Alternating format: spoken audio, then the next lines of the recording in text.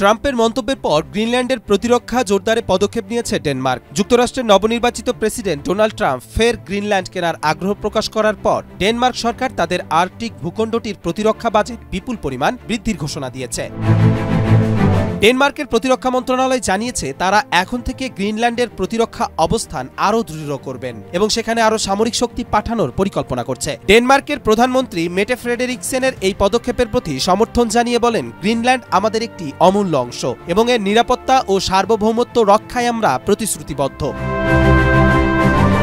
সোমবার ট্রাম্প তার নিচের সামাজিক যোগাযোগ মাধ্যম ট্রুথ সোশ্যালে বলেছেন, পুরো বিশ্বে জাতীয় নিরাপত্তা ও স্বাধীনতার জন্য গ্রিনল্যান্ডের মালিকানা ও নিয়ন্ত্রণ যুক্তরাষ্ট্র অপরিহার্য প্রয়োজনীয়তা বলে অনুভব করে। এর জবাবে গ্রিনল্যান্ডের প্রধানমন্ত্রী মিউটিল বলেছেন, আমরা বিক্রির জন্য না, বিশেষভাবে প্রতিবেশীদের সঙ্গে সহযোগিতা ও বাণিজ্যের জন্য গ্রিনল্যান্ডের উন্মুক্ত থাকা উচিত।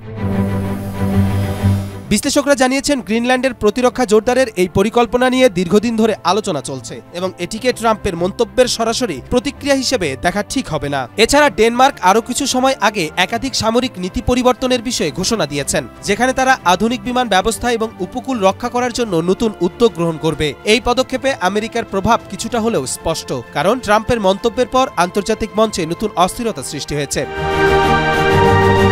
বিশেষজ্ঞরা বলছেন, গ্রিনল্যান্ডের ভূরাজনৈতিক গুরুত্ব বৃদ্ধি পাচ্ছে এবং এটি উত্তর আর্কটিক অঞ্চলের একটি গুরুত্বপূর্ণ অংশ হয়ে উঠেছে। এমন পরিস্থিতিতে ডেনমার্কের এই পদক্ষেপ প্রয়োজনীয় ও সঠিক সময় নেওয়া একটি কৌশল। গ্রিনল্যান্ডের নিরাপত্তা জোরদারে এই পদক্ষেপ ডেনমার্ক ও আমেরিকার মধ্যে সম্পর্কে নতুন দিক উন্মোচন করতে পারে, কিন্তু সামরিক শক্তির বৃদ্ধি ও আন্তর্জাতিক রাজনীতি যত বাড়বে ততই পরিস্থিতি আরও জটিল হতে পারে।